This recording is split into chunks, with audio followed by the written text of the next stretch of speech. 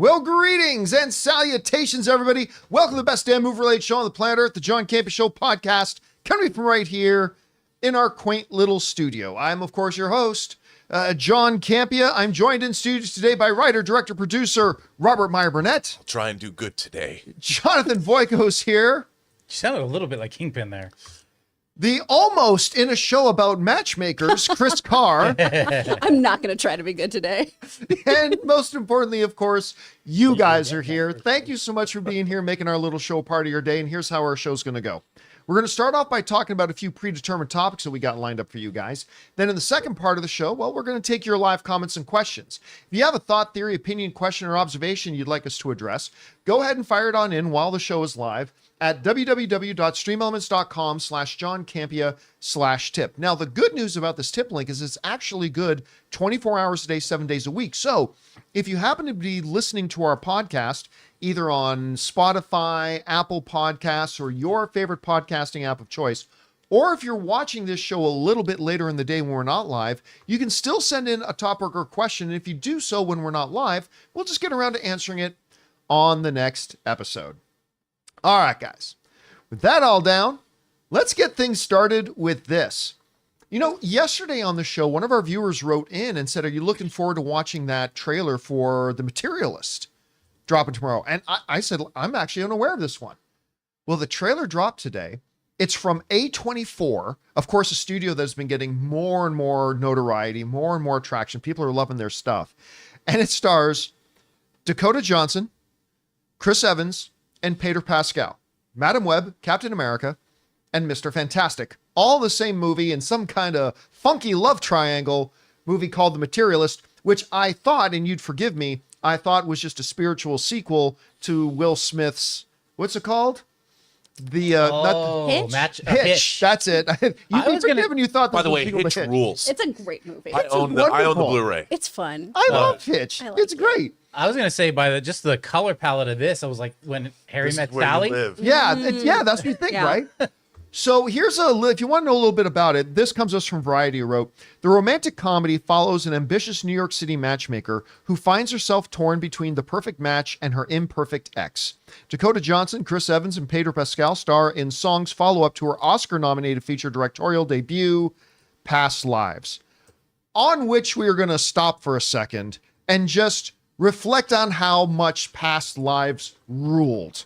That movie was unbelievable. People who don't watch foreign films watched and loved this. I mean, it was just so good. You remember that one, Rob? Dude, I own that too. Of course you do. And He's got part the of hot it, toy. part of it's one of somebody goes to Canada. They immigrate to Canada. No, I love Past Lives. Loved it. And this looks delightful as well. I'm a huge When Harry Met Sally fan. You know, I think because it was A24, I'm like, did they make a sequel to The Brutalist already? Well, if you're a brutalist, then you become a materialist later. It's just about Guy Pearce. The Brutalist, the original. Just about Guy Pearce. But boy. I will say this. First of all, let me say, I think the trailer's wonderful. Yeah. I think it's a really good trailer. But the first thing I said to Jonathan when I came in the studio this morning, I said, it is the most un-A24-like trailer I have ever seen. Yeah, I kept waiting for the twist. Yeah, like I told Jonathan, so I kept waiting for like maybe halfway through the trailer, Pedro Pascal takes off his shirt and he has a second face that talks to him on the back of his shoulder or something. That would be a very A24 kind of thing to do. But it seems like a very straightforward, you know, love triangle kind of movie. And you know what? That's not necessarily a bad thing. It's not bad for A24 to mix it up. I think this looks really charming. I don't know, Chris, you had a chance to take a look at this trailer. What did you think about it? I do think it looks charming, and this is why the dating show got brought up before. Is I've been in a pilot for a very similar plot, and I went, oh, but the one that I read for was so much cuter. But I'm biased because I know the writer of it. This looks fine and charming, but also very predictable, and I'm hoping it's not. I'm hoping that that's just the kind of rom-com packaging that we get in a trailer. Also, hearing that Chris Evans is the imperfect option is hilarious. Yeah, when he's like, well, he's good looking. I'm like, and you hideous beast. Your chopped liver. Yeah. Like, what does that say to the rest of us when Chris Evans is like, I don't know if I can compare to that guy? well, you know, he combs his hair. I don't know. It's like, He doesn't have people in his apartment asking for chargers. So. Yeah, that's true. Whoa. Rob, what did you think about the trailer? Well, I think you nailed it. I think really there should be an asterisk next to this title because it really is an MCU movie. And Madam Web has clearly created a reality where That's she right. has Reed Richards and Captain America, old Captain America. Oh man, you're you know, right. believing he's younger. No, I mean, I love a good romantic comedy. It's been watching this trailer, I'm like, wow, it's been a really long time since I've seen a trailer like this that doesn't have some high concept. You know, That we know of yet. It is well, A24. yeah. But what? Yes, and Celine's songs, "Past Lives" was such I call it a gentle movie, and it was so beautiful and it was so relatable because I think I haven't seen a movie recently that was so grounded in a reality that I think many people in the audience could relate to. You don't have to necessarily be an immigrant, but somebody has somebody in there. There's always someone in your life that you have a long time attraction to or friendship with. And I loved Past Lives. And it was one of those movies where I actually watched it 3 days in a row when I bought the disc. I hadn't seen it until I bought it. And I really loved it. So I'm hoping that while this trailer does look very marketable and very, what would you call it, for general audiences that people understand it. Wide appeal. I hope that, yes, wide appeal. I hope that there's an aspect to it that makes it unique the same way Past Lives was unique. Because this did look a little, okay, I get it. Sure. There's got to be something else more to it than, I mean, how can you deny, first of all, I love Dakota Johnson. Love her. I've loved her since she said, "You're Sean Parker" in The Social Network. I slept with Sean Parker. I can't. I will. This movie looks like catnip to me, but I hope there's more to it than what we've seen in the trailer. I'm going to go out on a limb right now. I think she ends up with Pedro Pascal at the end. Why wouldn't you? What's the reason? That'll show you that had me poor at- ugly boy. How much is this apartment? 12 million. Yeah. Done. But I mean, look, to Chris's point, the formulaic rom sort of thing is that she ends up with the more The schluppy the guy. schluppy, but Chris the- Evans, the schlup. warm-hearted loser guy, Yeah. Chris Evans, right? But I'm going to go on a limb and guess she ends up with Pedro Pascal. I think she'll end up with no one. She'll choose herself. New twist. Pedro Pascal ends up with Chris Evans. Oh, I'd love that movie. That would be a total. Do it, if you that, cowards. that would make it an A24 movie. Honestly, though, it has been a really long time since we've had a true romantic film just in theaters. That's though. true. Yeah. So that's a lovely return to form, at least. Yeah. I mean, Hitch is one of those movies. You know what I also love? I love Hitch and The Holiday. 2 H movies Oh, I love that The are Holiday. delightful. All right, guys. I'm a Question sap. is for you. Did you have a chance to see this new trailer for The Materialist? If so, what did you think? I thought it was like, even though not what I was expecting at all, because it's an A24 film, but I still think it looks really good. How do you guys feel about it? Whatever your thoughts are, jump down to the comment section below and let us know your thoughts. All right, guys. That down. Let's talk about this, shall we?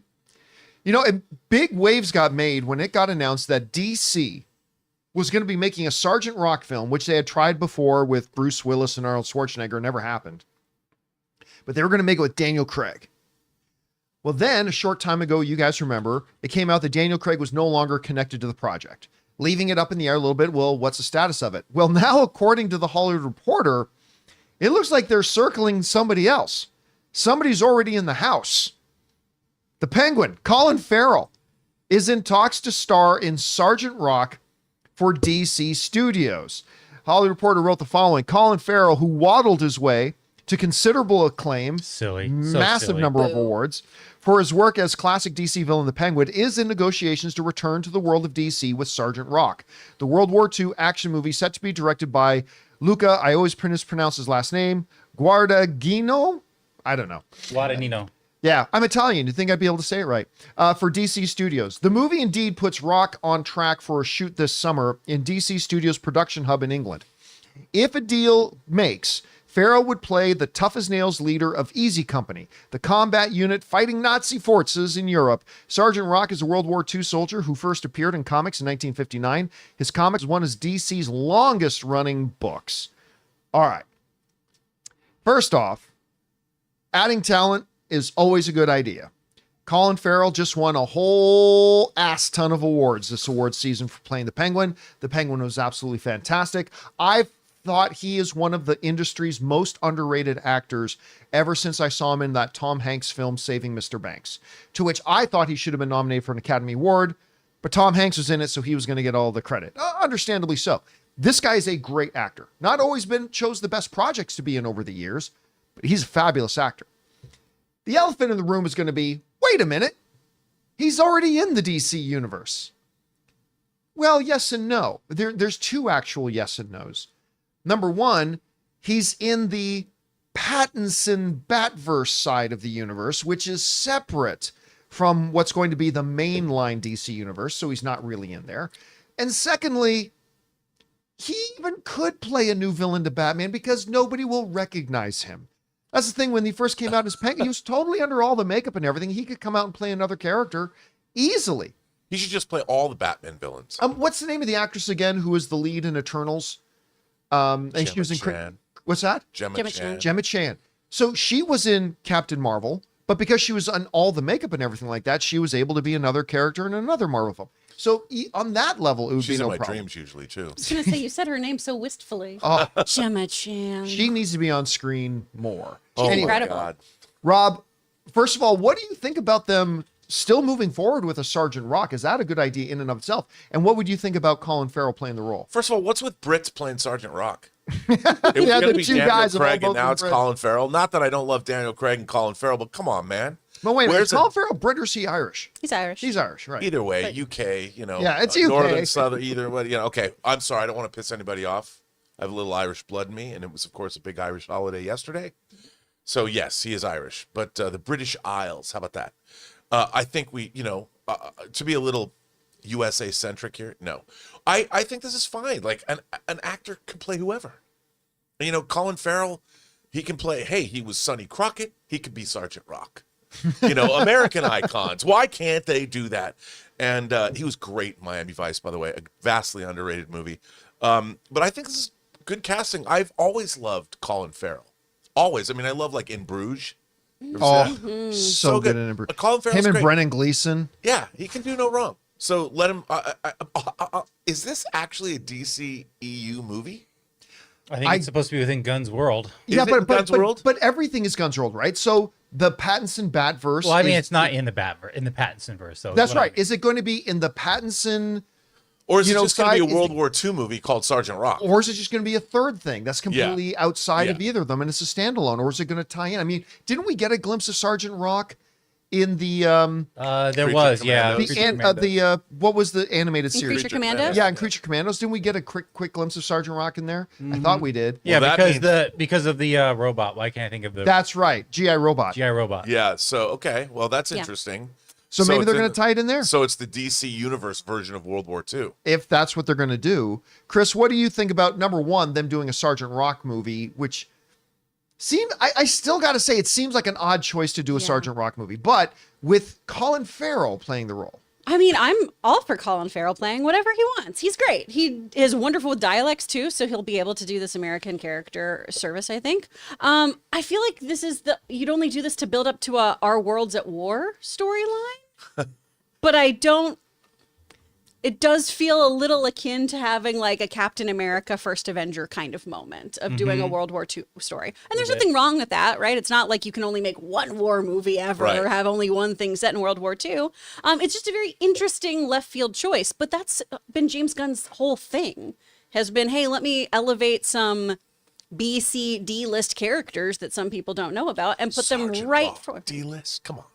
I mean, for your average person who's not going and getting weeklies. Yeah, you I know? wouldn't even say B. I would say C. C or D list. Yeah. He's out of time. He's a man out of time. Yeah, The character's out of time. Yeah. too. exactly. But it could be a really interesting story. I'm sure there's a rhyme and reason for wanting him in there. It's just I'm interested to see what they plan to do with him in the wider scheme of things.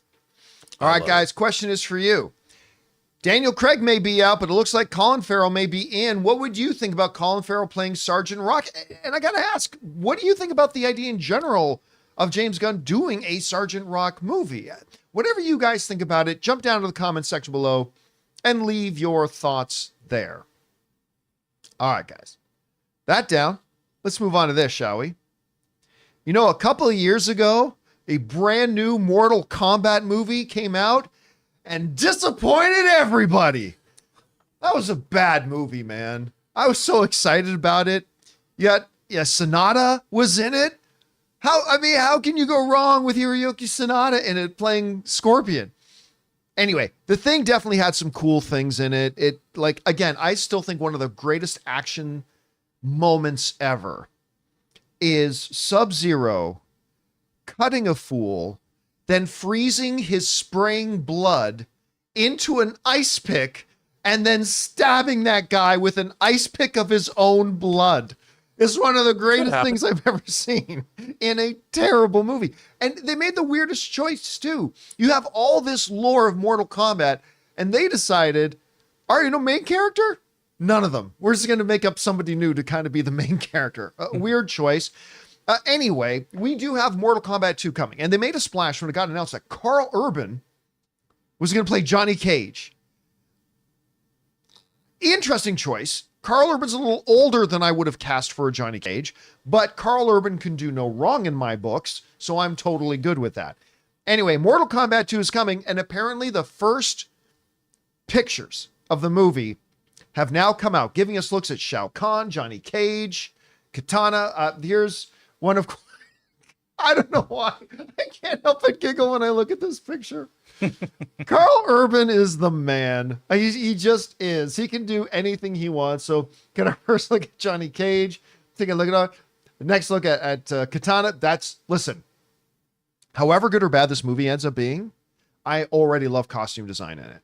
I already love the costume and sets. And there's our look at Shao Kahn, which is actually a fairly accurate kind of look to him.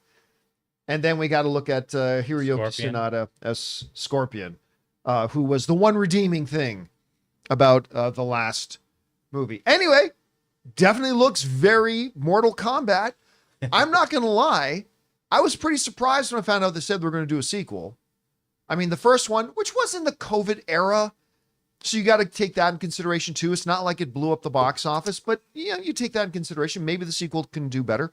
Anyway, Chris, you had a chance to see what do you think of the new pictures, and how excited are you on a scale of 9 to 10 for Mortal Kombat 2? I mean, honestly, I'm kind of excited about it. Really? I'm not gonna lie. It's so cheesy, and it's to quote my husband, it's good in the way that, or it's bad in the way that Tombstone Pizza is bad. You're still getting pizza, so why not? and that's kind of how I feel about Mortal Kombat because of those really epic fight scenes and everything. Where it was a plot, character development, who cares? Blood icicles. I'm really surprised that we have this lead. I'm so surprised that Urban's in this, but I kind of love the idea of an old Johnny Cage. I love the idea of this kind of like action star was a doofus. 90s action hero. Yeah. And he's here now because especially if we're going back to the origins of the character, right? And it's that Jean-Claude Van Damme kind of character. I just hope he approaches this as if like, if he were his current age, but the Miz. But the Miz, that's perfect, actually. Like that's really what I want Johnny Cage to be The Miz is a like. real life Johnny Cage, actually. Yeah. Yeah. And the Miz does a great job, but I feel I would like him to bring that quality to this. I think it'd be super fun. I don't need this to be Shakespeare. I just need this to be fun and bloody. Yeah, and the first one didn't do it, in my opinion. Like I'm with you. It doesn't need to be Shakespeare. The original Mortal Kombat was also not Shakespeare. Yeah. It's actually a really terrible movie, but I love it. We've said this. I love it dearly with all my heart. Good soundtrack. I really hope they soundtrack. can. I think my favorite soundtrack of all time, not score, soundtrack. Yeah, I think that first Mortal Kombat movie is my all-time favorite soundtrack. Anyway, Rob, what do you think about these first images of Mortal Kombat 2? I don't know if I even know what you thought about the first one, and where's your anticipation level for this new one? They're not great movies. And I look at this, I look at all these images and they're cool. It just reminds me that Big Trouble in Little China is celebrating its 40th anniversary next year. Wow. Why didn't they ever make a sequel? How about, a Little Trouble in Big China? They could still do it. Little Trouble in Real China. That has nothing to do with this. You know what? Look, I think the pizza analogy is a good one. I kind of enjoyed that last Mortal Kombat movie. It wasn't good. But the iconography and all of it, it was not... It did not pain me to watch like Madam Web pained me to watch. I enjoyed it. Like, I grew up on Kung Fu movies and Shaw Brothers films. So Mortal Kombat's, it's palatable. I like it. I like the milieu. I like what's going on. I like the fatalities. And why not? You know, why not? And this it looks like they're upping their game. Maybe this is going to be the Godfather 2 of Mortal Kombat movies. I think so. Ooh. Yeah. I mean, it's like, it's like adding Lee Strasberg to the cast with Carl Urban. All He's right, like Hyman guys. Roth. Question is for you. What do you think about these first new images? I think the images actually look pretty good. I'm going to be honest with you. I like what I'm seeing. Yeah. Although I'm not going to lie, I'm not exactly excited about it because I was pretty let down by the last one.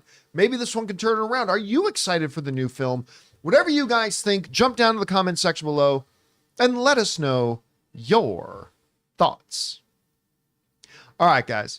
With that down, we still have a couple of things to talk about, including the box office projections have now been set for the upcoming Snow White film. Good, bad, floppy, fine, fantastic. We're going to talk about that in just a second. Also, I'll get back to you. there's a new report coming out saying that the Daredevil Season 2 Born Again storyline is going to be about Daredevil reforming a new version of the Defenders. We're going to talk about that and a few things more. But before we do, we're going to take a quick second and thank one of the sponsors of today's episode of the John Campea Show podcast, our friends at Indeed. We want to take a second and thank a sponsor of today's episode, Indeed. Okay, so you just realized your business needed to hire somebody like yesterday. How can you find amazing candidates fast? Easy. Just use Indeed. When it comes to hiring, Indeed is all you need. Stop struggling to get your job post seen on other job sites. Indeed's sponsored jobs helps you stand out and hire fast. With sponsored jobs, your post jumps to the top of the page for the right candidates so you can reach the best talent faster. And it works. Indeed's data shows that sponsored jobs get 45% more application than non-sponsored jobs. The thing I'm impressed most with Indeed is how fast it makes hiring. When I was looking to hire somebody for the John Campea Show, the process felt slow and overwhelming. I hate it. I wish I had used Indeed. And you want to know how fast Indeed is? In just the minute that I've been talking to you, 23 hires were made on Indeed worldwide. So don't wait. Speed up your hiring now with Indeed. And for listeners of this show, you get a $75 sponsored job credit to get your jobs more visibility at Indeed.com/Campea. Just go to Indeed.com/Campea and support our show by saying you heard about Indeed here. That's Indeed.com/Campea. Terms and conditions apply. Hiring? Indeed is all you need. And thank you to our friends at Indeed for sponsoring today's episode of the John Campea Show. All right, guys. With that down, let's move on to this, shall we? Well, finally, this long drawn-out drama about Snow White is finally going to come to its conclusion as the movie's actually opening up this week. Now, yesterday we talked about the fact that the first reactions for it came out, and they were surprisingly good. Even from people who had publicly been pretty bashing on this film, came out and said, this movie's actually pretty good. All right, fine. We'll see when the full reviews come out tomorrow, and we'll see what we think about it ourselves. But the box office projections have been adjusted, and they now have their final projection about what they're expecting Snow White to make at the box office. $1 million. $1 million. Well, close. $53 million is what they're calling for opening weekend for Snow White. In the age of blockbusters and a movie that looks like it's supposed to be a blockbuster, that's not an inspiring number. But how would it compare to like some other animated live to live action rendition kind of things compare to what we've seen around that ballpark coming out of Disney in the last couple of years? Well, if we look at it right now, so Snow White, they're saying, is going to have, they're projecting a $53 million opening. Might come in a little higher, might come in a little bit lower. We don't know what that'll ultimately equate to its box office. But if you look at a couple of comparables coming out of Disney recently, Mufasa, which we mentioned before, only had a $35 million opening, and in my opinion, wasn't a very good movie, but it went on to make over $700 million, $716 million to be specific. Elemental was one that opened in that same ballpark, only had a $29 million opening. That movie made about $500 million because it had legs and word of mouth went out about it, whatever. Little Mermaid, which is a little bit high, a little bit outside of the range actually, but close enough. Little Mermaid had a $95 million opening, went on to make $570 million. Snow White roughly needs to make somewhere in the $400 to $500 million range just to break even, because this is an expensive film. First of all, can I just say how ridiculous it is that we're in an industry where your movie needs to make nearly $500 million just to break even? That's ridiculous. Anyway, so, I mean, if it does end up landing a $53 million opening, it's significantly higher than either Elemental or Mufasa had. So, and then ultimately it'll be up to whether the movie's good or not. Again, the first reactions were pretty solid, including from some people who've been very negative towards this film. I think that says a lot.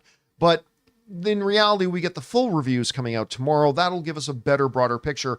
I'm seeing it myself in about 48 hours. I have no idea. I've had my doubts about this movie, even though I think the trailer looks pretty decent. I'm kind of alone in that. But I don't think the movie overall is going to be all that good. But I'll see. You know, I love being pleasantly surprised by these things. Anyway, Chris, the final box office projection right now for their opening weekend, they're saying $53 million. Mm-hmm. Do you think that sounds about right? And if it does, should that be looked at as a tragedy? Okay, promising? I don't know. How do you think this should be taken? I feel like for the American market, that is a good number to start at. Because as we've seen with most of these Disney live actions, they do really well overseas, they gain traction other places. And a lot of the kind of discourse around this movie too, I feel like is very like central to our neck of the woods. People don't like comments Rachel Zegler has made about politics and about Snow White. People don't like Gal Gadot's stance on things as well. I think your average moviegoer doesn't know about a lot of this stuff. They just go see movies, especially when they're thinking about, hey, I'm going to take my kid to go see a movie. Oh, it's Snow White. I'd love for my daughter to see a Snow White movie and see a princess on stage, especially if it's a reimagining of it. So I think it'll have legs and I think it'll do fairly well. I don't think it's going to blow the doors off of the box office internationally, but I think it's going to have a decent return on it. I don't think this is going to be a complete flop. Rob, what about you? I think it's going to exceed expectations this weekend. Ooh. I think it's going to make more than $53 million. Wow. And I think that because I think that whatever their polling numbers are, or whoever they poll, or they look at advanced ticket sales, I think a lot of Snow White's audience is going to decide to see it the day they go. It's going to be a thing like, hey, kids, it's spring break. Some places around like next week is spring. So that's a good we're point. starting spring break, and some places are. I wouldn't be surprised. I know elementary schools and things are like later, but I'll bet there's a lot of mothers that go, hey, let's go see a movie. Can we see Snow White, Mom? Sure, why not? So I think it's going to exceed their expectations. What are your expectations as far as the quality of the film goes? Because the trailers have been pretty divisive, to be kind. Yeah. I mean, I do like the filmmakers involved. I very much so. So I don't know. How do you think this is going to go over with the audience? Well, you know what? Acknowledging that you haven't seen it yet. Yeah, I think the general audiences are going to probably think it's fine, that they enjoy it. You know, it's really interesting. Like, we in the movie pundit space, we're out beyond Jupiter, man. We're so far out in the weird space. Yeah. And nobody pays any. The only people that pay attention to what we talk about are other people like us. And other people, and I understand that. I mean, I spend my entire life, when I'm not on the show talking about movies, I'm at home thinking about movies, either looking at my movie collection, wanting to make movies. My head is filled with movies all the time. Most people are not crazy, so their movies are just entertainment. They're not thinking about them the way we do, and I think that this film is going to be fine. I think people are going to like it. It'll go down in history that kids will be watching this for the next 50 years.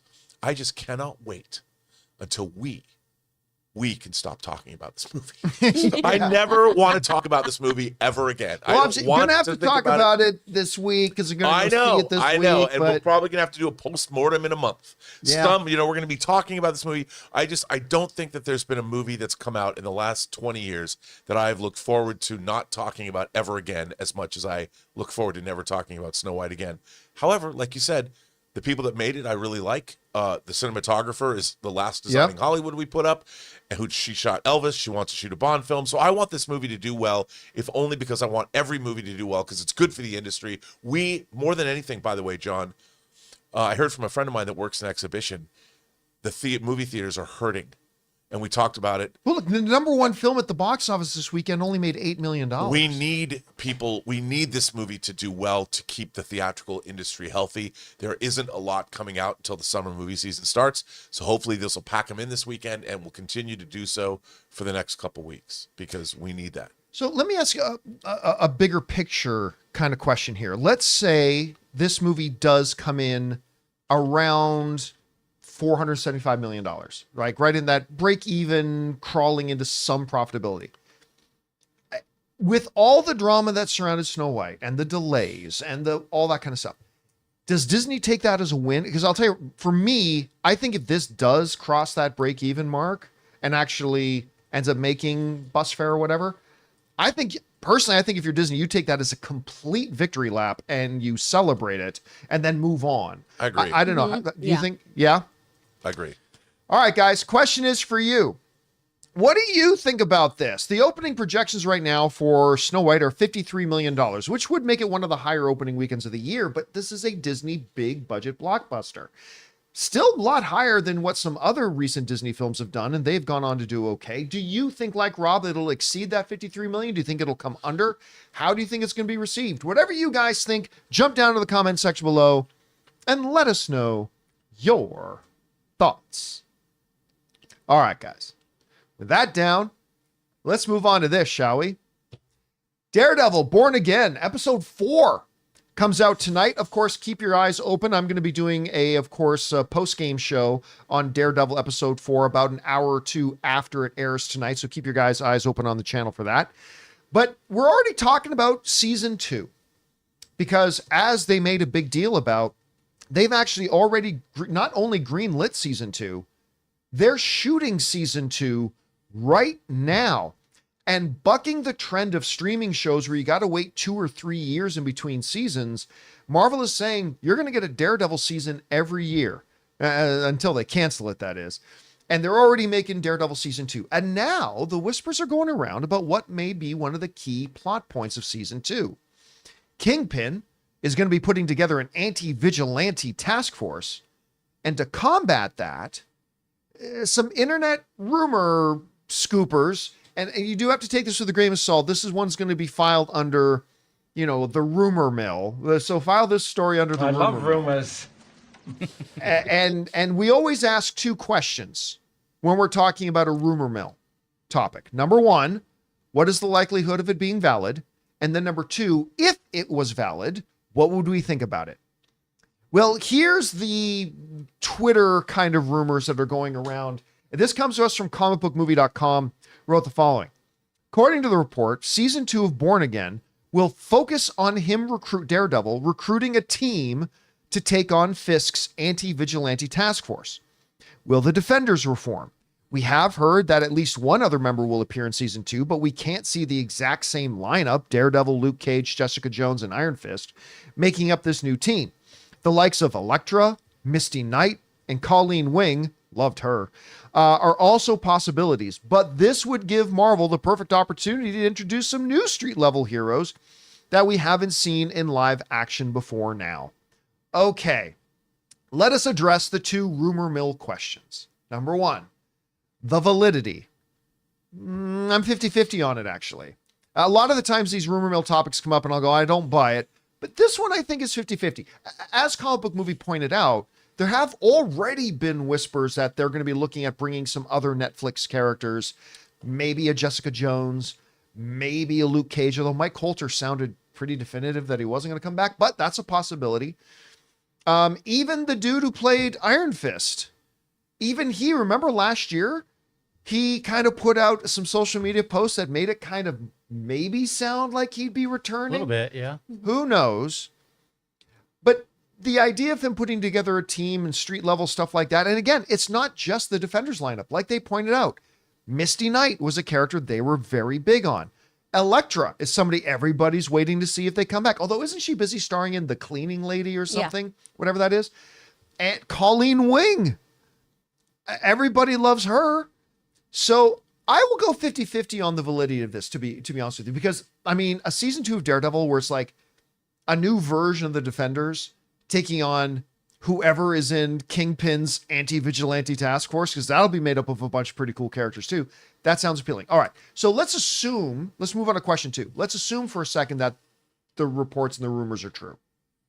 If it is true, I kind of love it. Just through 3 episodes, I can already tell this team knows how to make good drama. I'm not worried about the drama now. If we were talking before Daredevil Born Again Season 1 had started, I'd be saying, it just sounds like you just want more pop, bang, boom fighting and like not have your drama nailed down. But through the first 3 episodes, they know how to handle their drama. Episode 3, chef's kiss. So if they can continue to have that and bring in like Team Kingpin versus Team Daredevil and introduce that aspect as well, mark me down for it. I'd be totally for it. Again, 50-50 on whether this is true, but I'm totally down for it. Chris, rumor is season 2 is going to focus on Daredevil's anti-vigilante group and Daredevil kind of putting together his own new version of the Defenders.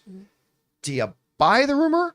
And if it's real, would you like it? Oh, I buy the rumor completely. It's so plausible of, yeah, he's already talked about how he doesn't want vigilantes on his street. The last episode made that pretty clear that other people feel the same. I feel like that's a very, very likely plot line for them to go down. And I do like the idea of him reassembling some form of the Defenders. I really would like to have Jessica Jones in there. I really love her. I loved that show. I think season 1 of that show was phenomenal. And it'd be really cool to have some other people back in there. Colleen Wing, namely. I love her. And then, yeah, you could absolutely introduce some other characters in there as well. I just hope they don't go too fast, too furious and give us like a whole bunch of people all at once. Yeah. If it is returning with our friends here, that'd be great. Finn Jones, let's get him a little bit of redemption because, again, that show was not his fault. Was not he his fault. tried his Nope, best. not at all. You don't give fight choreography less than, a week when someone's supposed to be the greatest martial arts master of all time. Ugh. But I think as long as it was either our returning friends, it wouldn't be too overwhelming, or if we had a buildup of assembling this team, so it's not just, hey, here are like 7 new people, care about them immediately. As long as it happens organically, I think it'd be a really fun thing. By the way, I just want to address this quick. One of our viewers, Wallcroft, is saying in the live chat, Moon Knight actually would slap, but no way can they afford Oscar Isaac. How expensive do you think Oscar Isaac is? Yeah. Like what, outside of Star Wars, what billion-dollar franchise has he led? I think Oscar Isaac is an Academy-level actor, but let's not fool ourselves in thinking he's one of the higher-priced actors in that. So, and by the way, it's Marvel. You don't think Marvel can afford Oscar Isaac? They have. They actually, as a matter of fact, they have afforded Oscar Isaac. They have, and they will again. Yeah, that wouldn't be a problem for them. It's like that line in Casino Royale, do we look like we need the money? Do we look like we need the money? They screwed up Moon Knight so bad, but bringing him back to New York and going back to the original Moon Knight incarnation that Doug mentioned, Bill Sienkiewicz drew, would be a perfect way to reimagine the character. Would Moon Knight not be a little outside the lines for this kind of a show? Like, isn't he a little OP for something like this? But that's the thing. They ruined him in the TV show. In the original Moon Knight is basically Batman. He's just a rich guy he's a soldier, a former soldier that put on a suit. He had no actual mystical powers, which is too bad because the original Moon Knight run, the first 30 issues, are great, and he would have fit. He appeared with Daredevil, could have fit right in. He had the split personalities though, didn't he? Well, that was brought in later, that he was mentally ill. He was Stephen Grant, rich guy. He was Mark Spector, who was the original mercenary. He was Jake Lockley, cab driver, and he was Moon Knight. All that stuff they did in the Moon Knight TV series, that was all recent additions to the mythology, which I hated. Listen, if they wanted to bring in Moon Knight and say that Khonshu could resurrect Stick and then have Stick in it, then you got me. That's a deal I'm willing to take at that point, because I would love to have Stick back in this somehow. Moon Knight would fit Rob, right ultimately, the 2 questions about the rumor are, number 1, how feasible does this actually sound? Do you think it's believable? And then number 2, for argument's sake, if it is true, would you like it?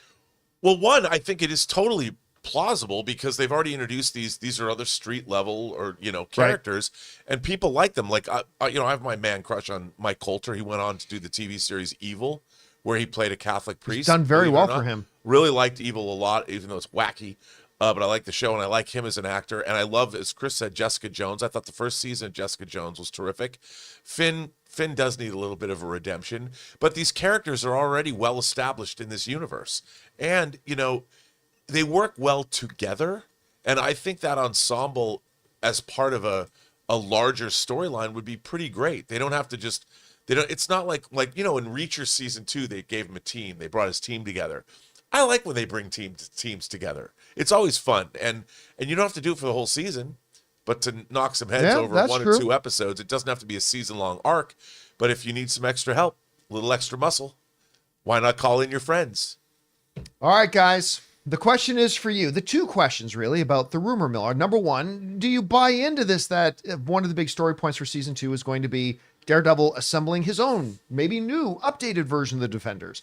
But the second question is, put aside the believability. If it were true, would you like that idea? Whatever you guys think about this, jump down to the comment section below and let us know your thoughts. All right, guys. With that down, it's time for us to move on to the most important part of our show, which is, of course, taking your live comments and questions. But before we do, we're going to take a quick moment and thank another sponsor of today's episode of the John Campea Show podcast, our friends at BetterHelp.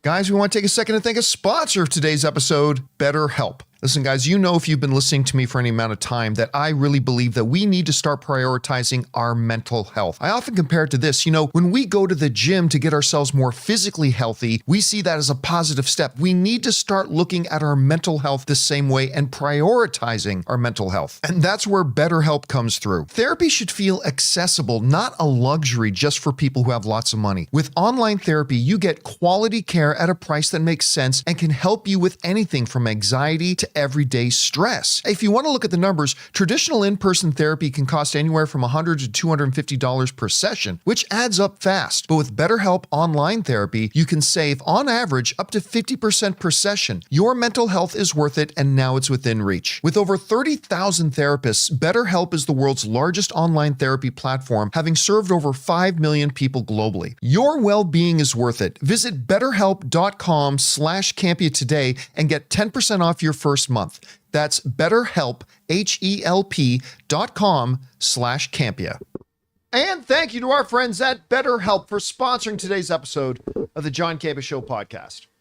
All right, guys, Ray Orr has made his way into the room. Hey. And just in time for us to get on to the most important part of our show, which is taking your comments and topics. So, Jonathan, what we got up first? GR says, hey, John, still think Superman will screen at CinemaCon? It'd be great to hear your opinion on it and have some good press months in advance and shut up the online haters, but I'm skeptical with the entire WB presentation only being 2 hours. Well, nothing will stop the... By the way, I hate that term, haters.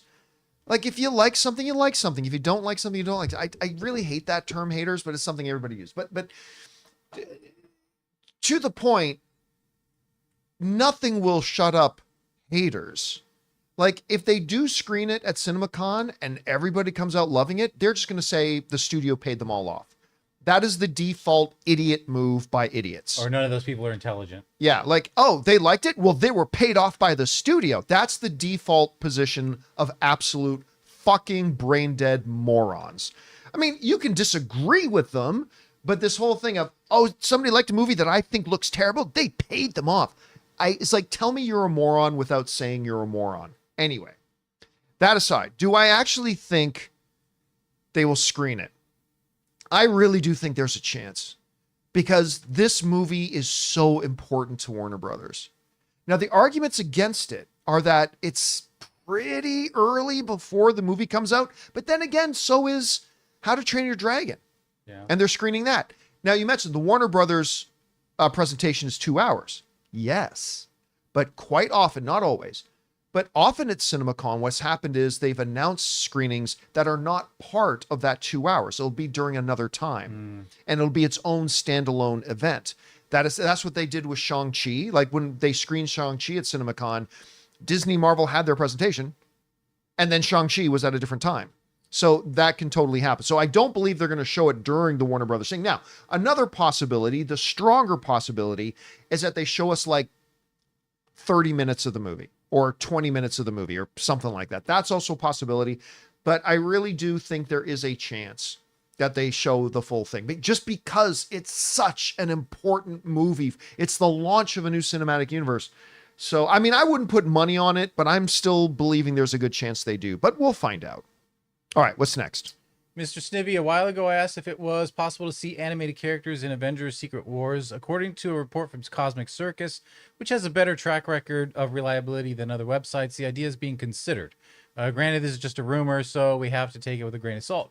But let's assume that if it were true, do you think that could be a red flag or a bad idea for the movie? Well, not necessarily. Like, first of all, the script's already written. They're going into production soon. There's no considering anything at this point. We're considering. If it's in there, it's in there. If it's not in there, it's not in there. The script is locked. They're already in pre-production. They go into full production very soon. So there's no considering anything. Now, look, if you're talking about animated characters, like say, here's an example. We were just talking about DC, right? About how in the Creature Commandos, we saw an animated version of Sergeant Rock. Could we then see that character, but being played live action in the movie, in a future DC movie? Right. Yes. Who's an example of a Marvel animated character? Yeah, I'm trying to think. Of one. Guys, who's an animated character? Because the problem is, it's all those what ifs, but I mean, I guess you could take from the what if characters. I mean, yeah. So, okay, this is a good example. Dark Doctor Strange. Right. That we got introduced in What If. Yeah. Right? They then manifested that character live action in Doctor Strange in the Multiverse of Madness. Dominic's saying X-Men 97, all the characters have been in live action already in X-Men 97. Yeah. So could I see them taking a character they used in an animated form and then bringing that character in as a live action actor playing them? I could, there's no reason why they couldn't. I guess what I don't think it'll happen is that I don't think we're going to see the animated morph from X-Men 97 show up as a cartoon in a live action. It's not Roger Rabbit. Yeah. That I don't think is possible. But just taking an animated character and then doing a live action version of it, yeah, that's totally possible. Because they did it with Peggy's Captain Britain as well, right? Squirrel Girl or whatever. Yeah. So yeah, absolutely they could do that, but it would definitely be a live action iteration of them, not an animated iteration of them. All right, what's next? Gregor says, "Hey John, I'm worried about the future about future Avengers films after seeing Electric State. It was awful. How could the Russos make such a bad movie with 300 million? Their MCU work was great. Is this a Netflix issue or a Russo problem? No good films post Endgame." Here's the thing. Money does not make a movie better. Money gives you bigger production, better visual effects, more locations you can shoot at. But as Kevin Feige once told me, a good storyteller is a good story. Money doesn't make the movie better. I mean, it gives you, it can enhance elements in a movie, but ultimately a movie is all about its story and its narrative, right?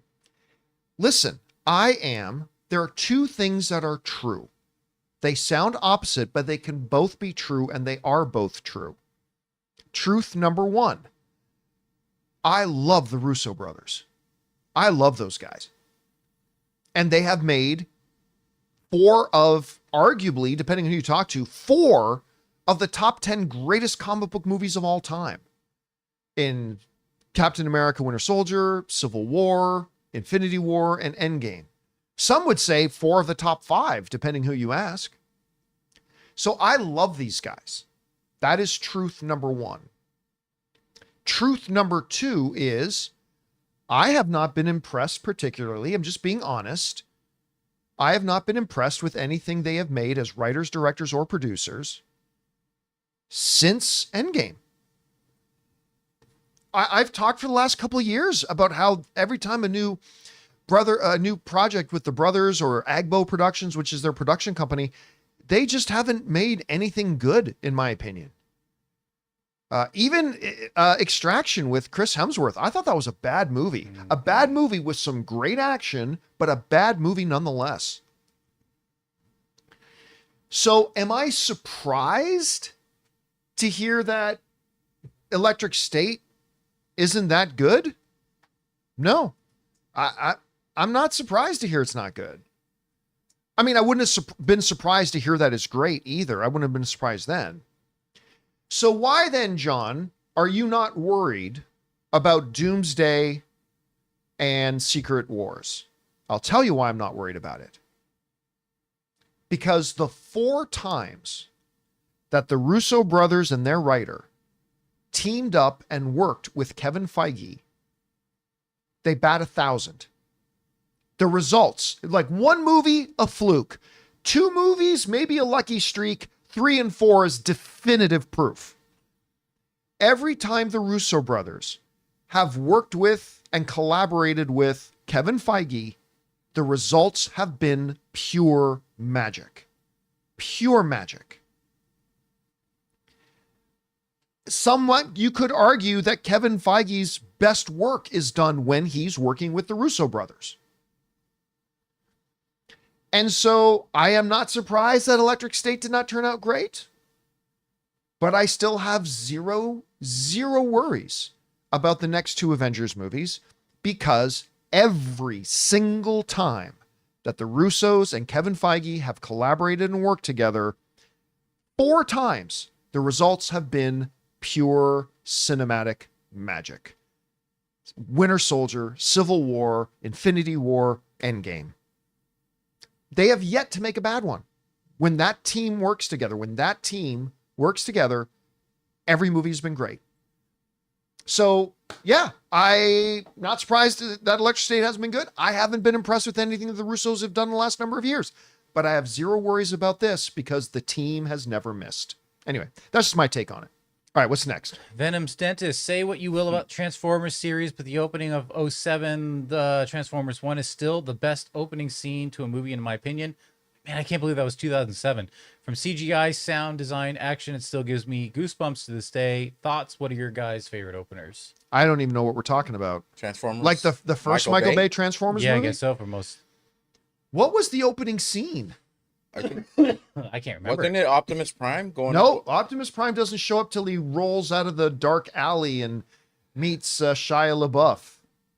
I thought there was a shot where he's actually drives up onto a hill, but I could be thinking of something. He doesn't appear until a little bit later in the film. I can't remember the opening to it. I definitely don't even think that was the best opening to a Transformers movie.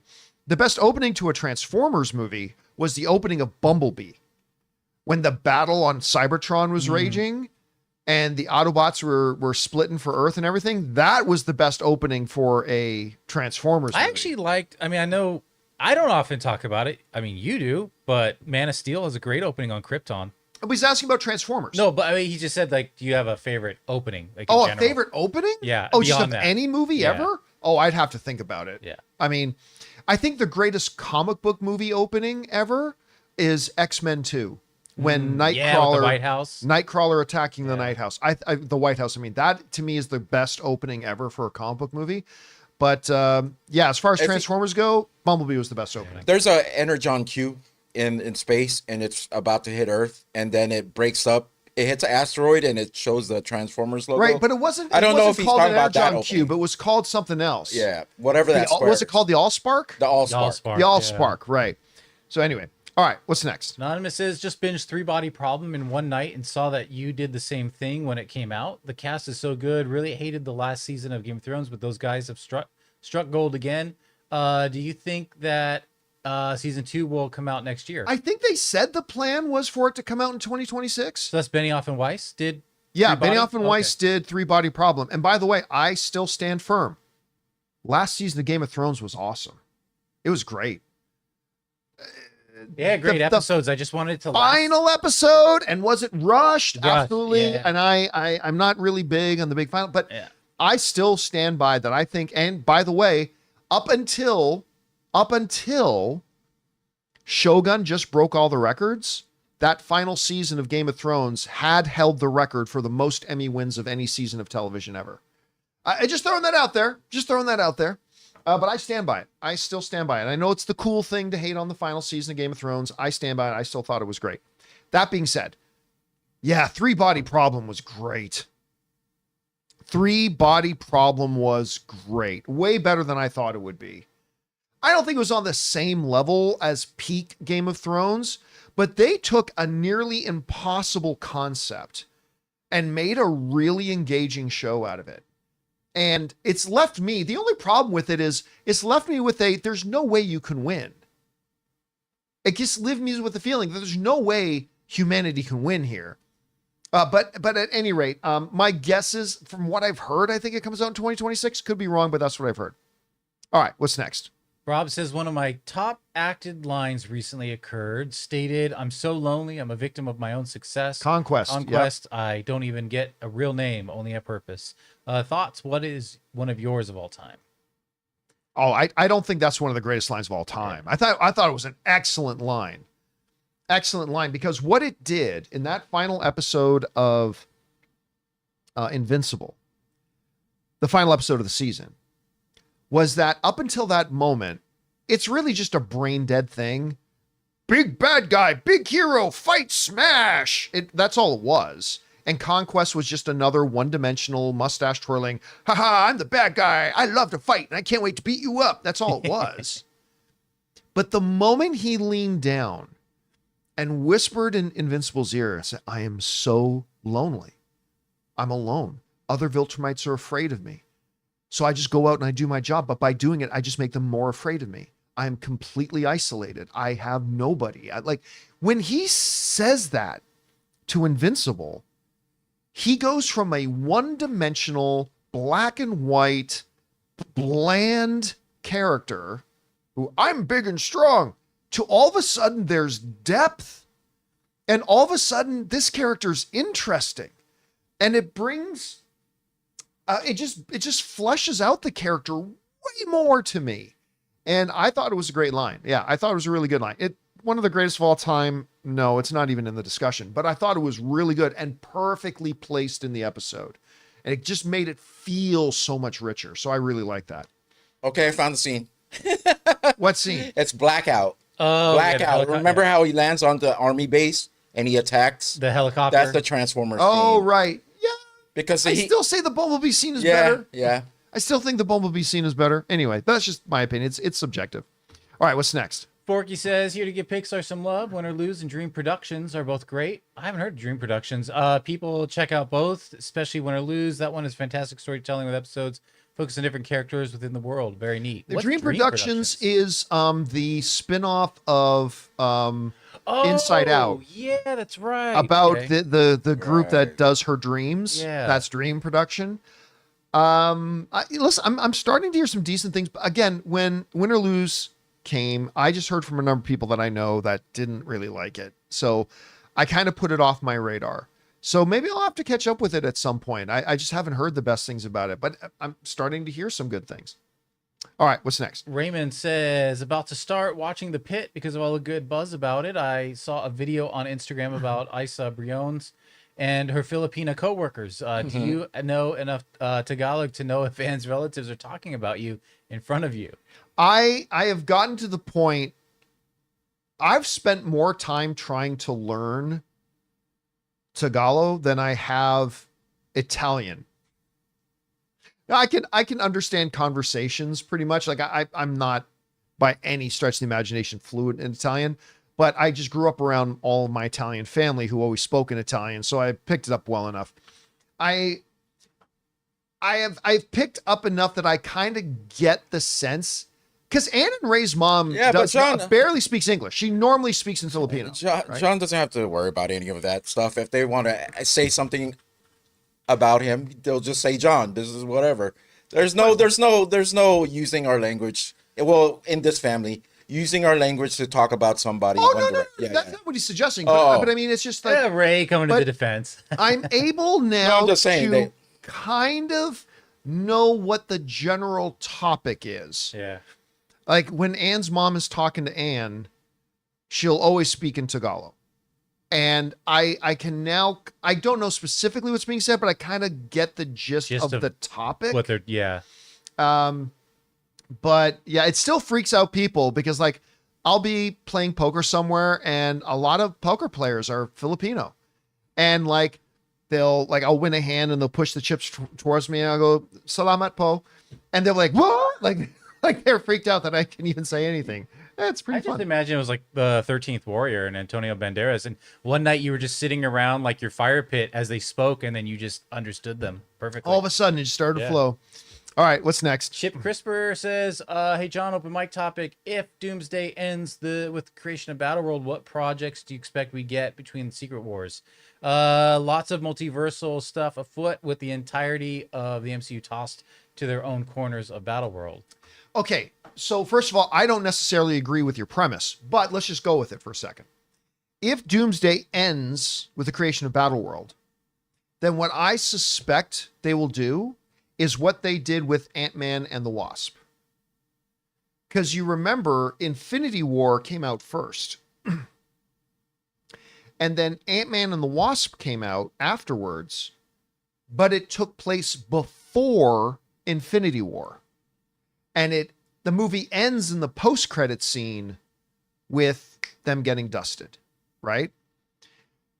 So my suspicion is that if, and I don't necessarily think this is what's going to happen, but if Doomsday ends with the creation of Battleworld, I think Spider-Man 4 and whatever else comes out in between Doomsday and Secret Wars will take place before the events of Doomsday.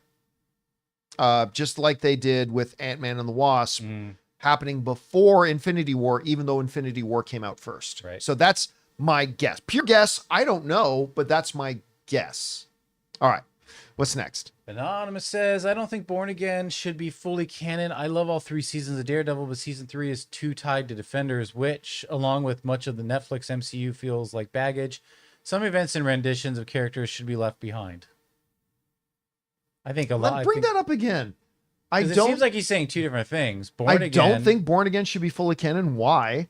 Everything in the MCU, unfortunately, is canon.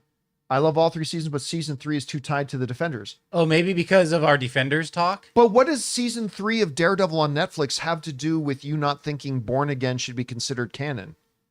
So a problem with Daredevil season 3... I'll be honest, I just don't understand what it is you're saying. I don't understand what your point is. And I apologize that I don't understand what the question is, but I don't understand what the question is. I think the Netflix Daredevil was rightly where it was, sort of off to the side, but I think that this going forward is... Well, yeah, well, remember the Daredevil, up until just recently, the Daredevil series never was canon to the MCU. It was not officially connected to the MCU at all. Right. It's only until they did Born Again that they've kind of brought it in. So I'm not really sure where you're going with that. Anyway.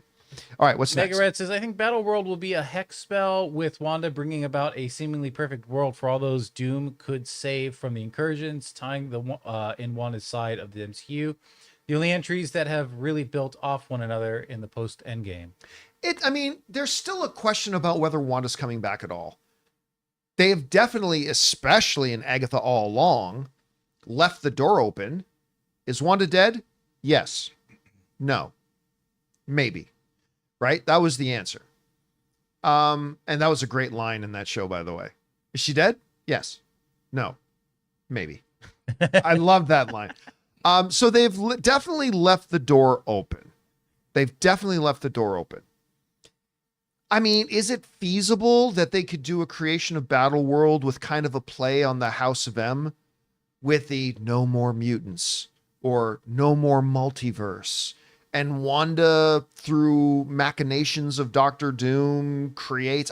I mean, listen, it is an MCU movie, which means they can make up any MacGuffin mechanism that they want.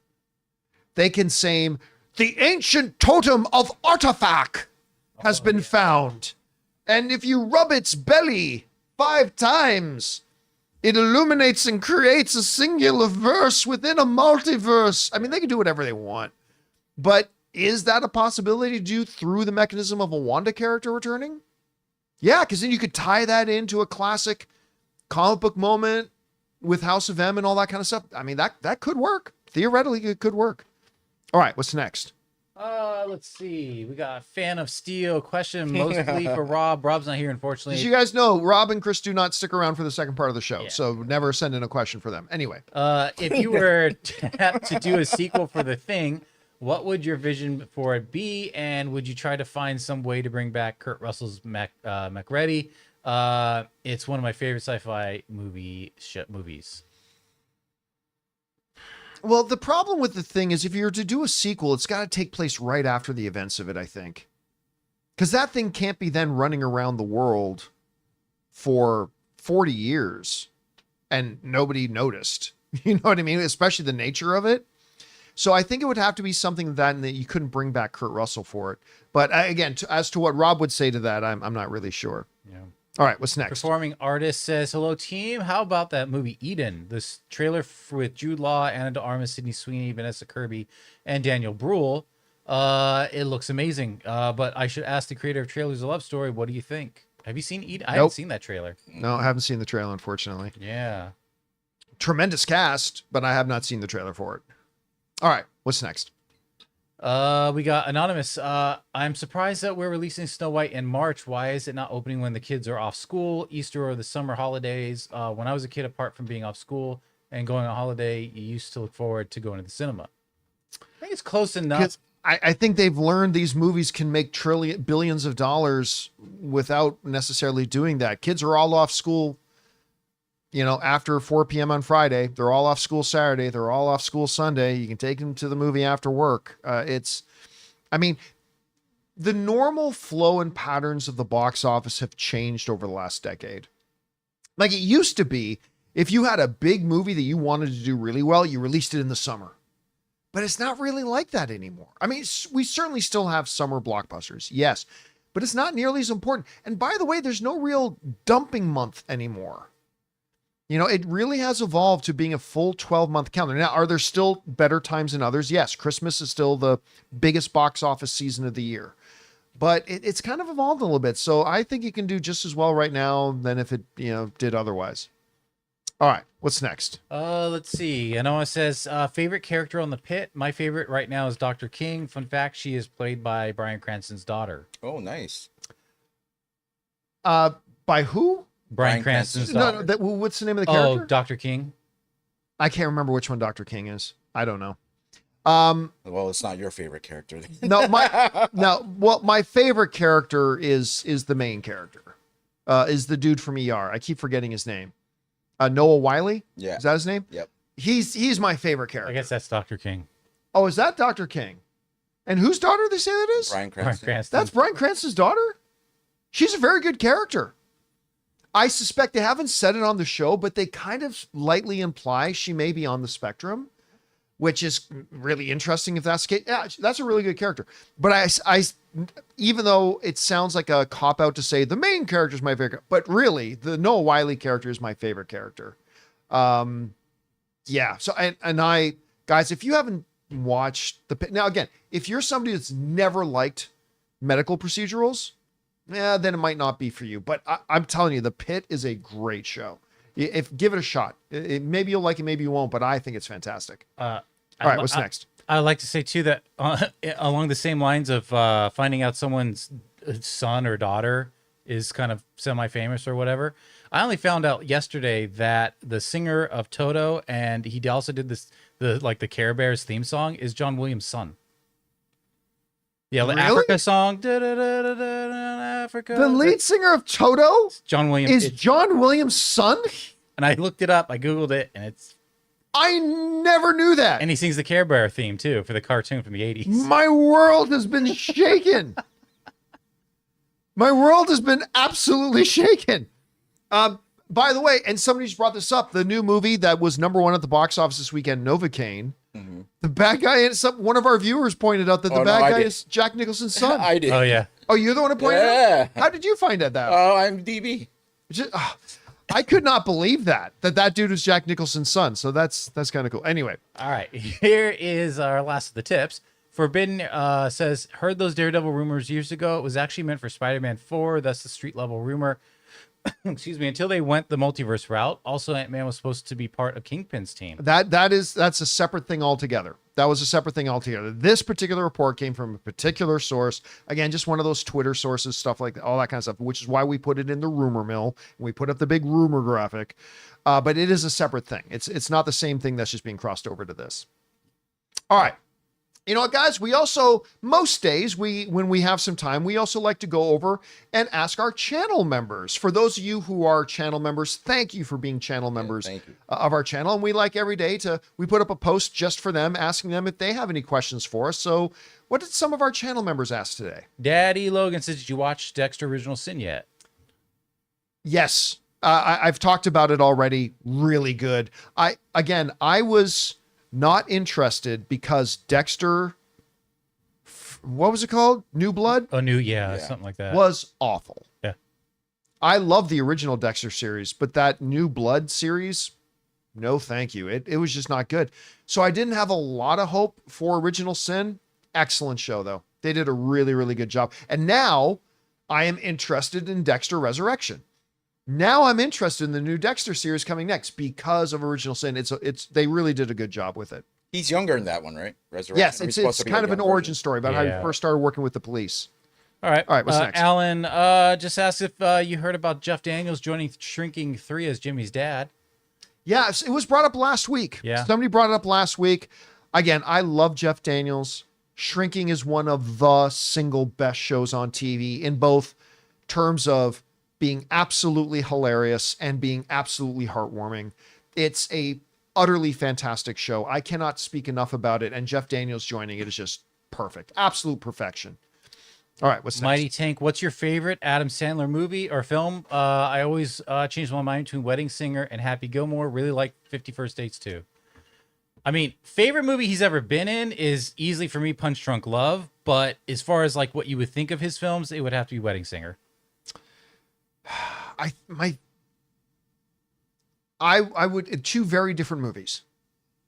Waterboy. Captain Insano. That just emoted laughter out of me just saying. Waterboy. Or completely different, Reign Over Me. Oh man, you just brought me I down. thought he should have gotten an Oscar. I 100%, no joke. I really believed he should have gotten an Oscar yeah. nomination that was for Reign Over Me. yeah. Like I really did. And it's a powerful movie, moving movie, very different for him. But yeah. All right, what's next? We got sorry, wrong one. Umang. Hey, John and crew, which movie do you think is more important for its franchise, Superman or Avengers Doomsday? Superman. Yeah, that launches everything. Yep.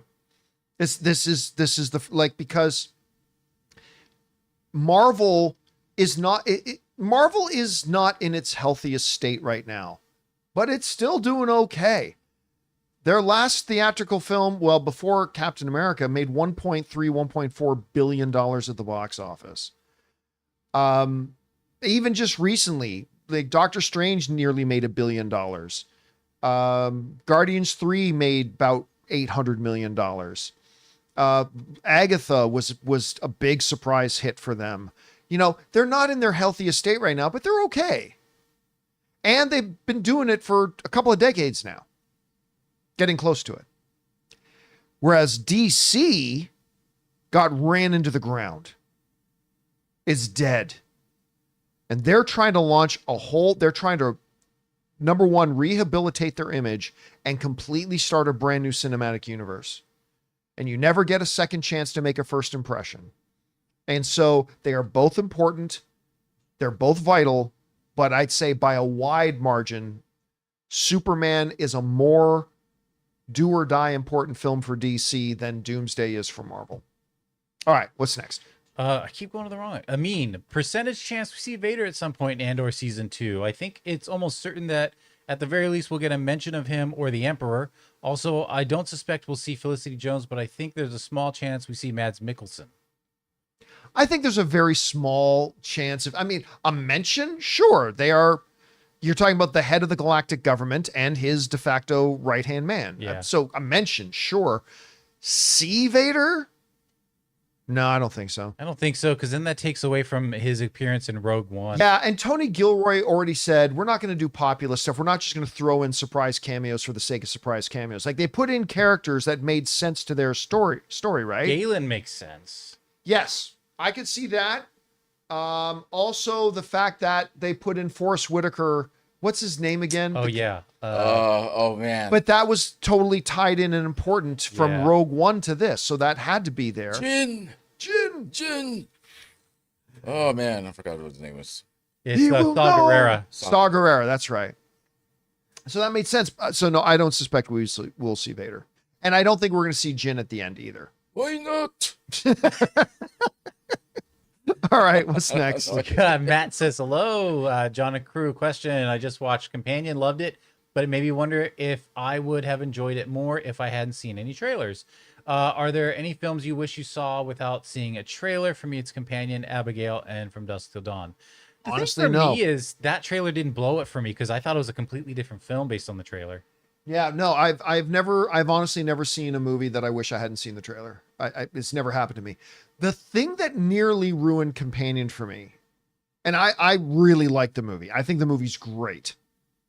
But the thing that nearly ruined it for me was not any of the trailers. It was the first 2 minutes of the movie. The first 2 minutes of the movie nearly ruined the movie for me. Because in it, you see this girl, and she's like, I'm paraphrasing here. She goes, those perfect moments of clarity. I've only had them twice. And I forget what the name of the character is, so I'll just use the name Jack. The day that I met Jack and the day that I killed him. Yeah, it was like, oh. It's like, oh, so we know what happens. There's no mystery here. No mystery. Could have said another day that wasn't quite so happy or something like that. Yeah, it's like, we know no matter what happens here, Jack dead. every road is going to lead to, when there's any uncertainty, it's like, does he get away? Does she get away? Does he do this? We now know, because this movie ends with her killing him. And they said it right in the first minute of the movie. Like, I think that was the one glaring mistake of that movie. Because otherwise, it's wonderful. I really enjoyed Companion. And fortunately, it didn't ruin the movie for me, but it came close. I would love to talk to the director someday, because I would honestly like to hear the answer. Like, what was the rationale in putting right in the first minute of the movie, the main character saying, I kill this character at the end? Because it's, to me, sometimes you see movies where it starts with somebody saying something happens later, but you can see why they did it because it created opportunities in the story for this. But in this, I would love to ask the director, what was the rationale behind making the decision to have the main character say, I kill this character at the end? Because I really don't see how that served the movie or the story in any way at all. Again, end of the day, the most important thing is the movie's still great. And I highly encourage you to check it out if you haven't seen Companion. It's got Jack Quaid in it. It's wonderful. But that was a weird decision at the beginning of it. That was a really, really weird decision. Mm-hmm. All right, what's next? Okay, we got the SB2 movie guy, or 2-4 movie guy. My gut tells me Snow White will follow a similar box office track that Elemental had. Slow start, but respectable, then slow burn. If first reactions are accurate, good word of mouth, eventually successful 500 to 600. I think that's pretty reasonable assumption. Yeah. Some people are asking, oh, John, but what if it makes $1 billion? Snow White is not going to make $1 billion. Let's be very clear about that. I would love it for the theaters and but no. Hey, if it can do that $500 to $600 million range, that'd be pretty good. But and maybe, again, we'll see. I mean, I see the movie for myself in about 48 hours. The full reviews, which will give us a broader perspective than just the first reactions, come out tomorrow. They may be good. They may be bad. We'll find out. But I think if it could follow the Elemental path, I think that's something they'd have to be very happy with. So we'll see. All right, what's next? Dominic says, don't you think there's more opportunity in months like February and March for big blockbuster movies to make money? I think if Jurassic World Rebirth came out this month, it would make huge money due to no competition as opposed to being bunched up with Superman and Fantastic Four. But you're talking, those are two different topics. What month you release in versus what it's opening up against are two different topics. Now, again, I would just remind everybody that Oppenheimer and Barbie opened on the same day. Now, that's more of an outlier than a regular thing, but still, they opened on the same day and they both made bonkers business. Bonkers business. I really don't think it's as relevant today as it used to be. By the way, Amin is asking in the live chat, we were talking about Companion, and Amin is asking, how is that any different from knowing that Titanic sinks? Simple. Titanic wasn't about the Titanic. Titanic wasn't about the Titanic. It's about those characters. And we don't know when the movie starts, does Jack live or die? I forget the girl's character's name? Rose. Rose, thank you. Wow, Ray. Ray pulling it out. We don't know, does Rose live or die? Well, we know Rose lives because we see right at the beginning that she's there. Okay, so Rose lives, but we don't know if Jack lives or dies. We don't know the love story. We don't know what happens. But in Companion, it's a very specific to the characters. Clearly, this thing leads to a place where she finds out something horrible about him, or he betrays her, and it will culminate with her wanting to kill him. The Titanic, we know the boat sinks. Right. But we don't know anything about the characters. We don't know what draws them together, what pushes them apart. Are they good? Are they bad? Do they fall in love? Do they reject each other? Like all that, none of that is given away in the opening of Titanic, or knowing that the Titanic sinks. Because ultimately the story isn't about Titanic, it's about these characters. And with Companion, it was a direct thing about the characters. Well, whatever this love story is clearly doesn't last, because clearly she finds out something about him that is pretty rotten, and she will end up killing him at the end. It's all character-based, unlike knowing the Titanic sinks at the end. All right, what's next? Okay, we got King Daddy Goat. I think this is our last of the questions here. Hey, crew, with the news of GOT. God of War. Oh, God of War, because it's GOT. Never mind. God of War Season 2 already in development. Does this worry you before we get Season 1, or does this give you hope that we've got a winner on our hands? I have not heard that God of War is getting a Season 2 developed. Huh. Now, it may be possible that the greatest showrunner in the world, Ronald D. Moore, who is the showrunner, is planning multiple seasons, but that doesn't mean it's greenlit. Says they're looking towards Season 2. Yeah. It's not uncommon for a showrunner, when putting together their show Bible for it, that it could get into Season 2 and kind of thinking about where Season 2 may go. But make no mistake, that has not mean a Season 2 has been greenlit. It just means that in making the story, he didn't have enough. Sometimes it's when you're thinking about what you're going to have happen in this chapter, right? You got to have an idea what you want in the next chapter, so you're doing it correctly in chapter 1, right? But it in no way, shape, or form means that we're getting a Season 2. Yeah. Now, because it's Ronald D. Moore, I expect this show is going to rule. It's going to rule. I just can't. I can't believe. I still can't wrap my head around that Ron Moore is doing God of War. I know. When I first read that, it was kind of like when everybody found out Luka got traded to the Lakers. Nah, this has got to be a mistake. Got to be a mistake. When I heard that God of War was going to be showrun by Ronald D. Moore, I'm like, can't possibly be true. That can't be real. And it's real. So it's going to rule. But again, don't misinterpret people already giving thought to Season 2 as any sort of a thing. That's a standard normal thing. That does not mean we're getting a Season 2. I mean, I'm sure we will, but at this point, that is not a green light. That is not anything. They're just focused on Season 1 right now. And any thinking they're doing about Season 2 is to help them make a better Season 1. They're really totally focused on Season 1 right now. All right, guys. And that'll do it for today's installment of the John Campea Show podcast. Thank you so much for being here and making our little show part of your day. Big special thank you to all you guys who sent in questions. Number one, because you gave us great fun things to talk about. But number two, you supported this channel as you did it. And all of us involved with the show, thank you guys so very much for your support. Want to remind you guys once again that tonight, probably about 8:30 p.m., 8:30 p.m. Los Angeles time, I'll be doing a live Daredevil post-game show, after show for Daredevil Born Again episode 4. That's of course airing tonight at 6 p.m. local time, 9 p.m. if you're on the East Coast. So we'll be doing 8:30 LA time for that. I hope you guys will come by and join me for that discussion. I want to thank the guys in the room with me, Ray Ora. Hey, see you guys tomorrow. Jonathan Voico. Till we meet again. Big shout out to Chris Carr and Robert Meyer Burnett, both of whom will be back again tomorrow. And a big thanks to you guys. Thanks so much for being here. My name's John Campea, and until next time, my friends, bye-bye.